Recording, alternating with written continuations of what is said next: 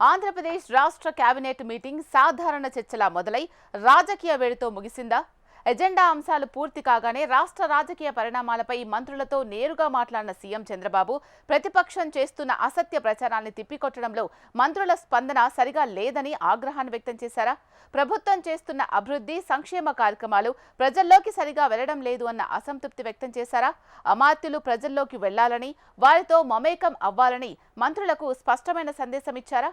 ఇంతకీ AP cabinet తర్వాత అసలేం జరిగింది? Let's watch this special focus. ఏపీలో కూటమి ప్రభుత్వం విద్యుత్ ఛార్జీలలో భారీగా తగ్గింపు చేసి దాదాపు 980 కోట్ల రూపాయల భారం ప్రజలపై తగ్గించిన ఆ విషయం ప్రజలకు ఆశించిన స్థాయిలో మంత్రులు ప్రచారం చేయలేదని ముఖ్యమంత్రి నారా చంద్రబాబు నాయుడు తీవ్ర అసహనం వ్యక్తం చేశారట. ఇంత పెద్ద పాజిటివ్ పాయింట్ ప్రజల దాకా ఎందుకు వెళ్లలేదని అమాత్యులను ఆయన సూటిగా ప్రశ్నించారట.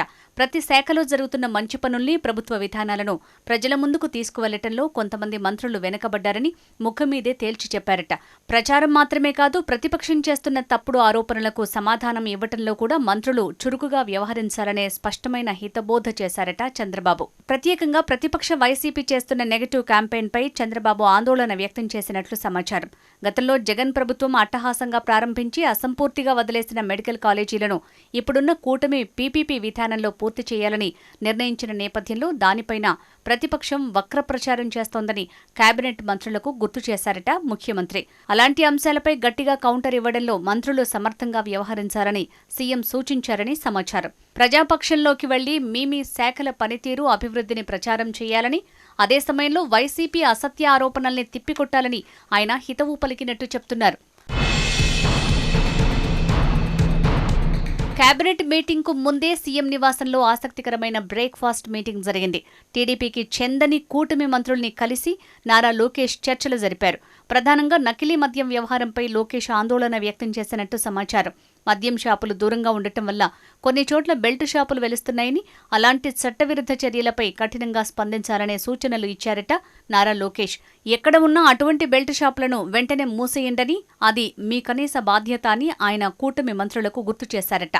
జూనియర్ మంత్రులు తమ పనితీరు మెరుగుపరుచుకోవాలని, వైసీపీ చేస్తున్న ఫేక్ ప్రచారాలపై తక్షణ కౌంటర్లు ఇవ్వాలని లోకేష్ స్పష్టం చేశారట.